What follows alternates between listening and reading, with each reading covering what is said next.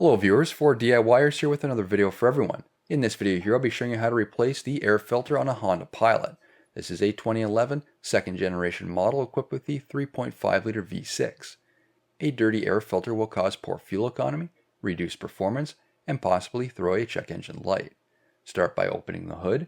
The air filter box is located on the right side of the engine bay behind the battery. Using a standard screwdriver or socket, remove those four 8mm screws.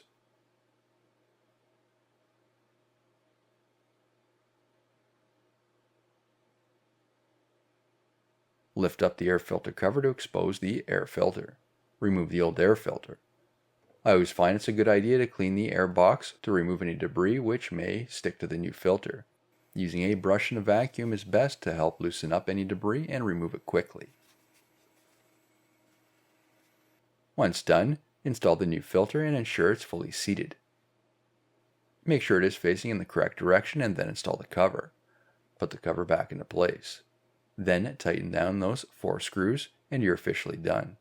New videos released every week on my channel. Be sure to hit that thumbs up button. It's a huge help to me, and leave a comment below if you found this tutorial helpful.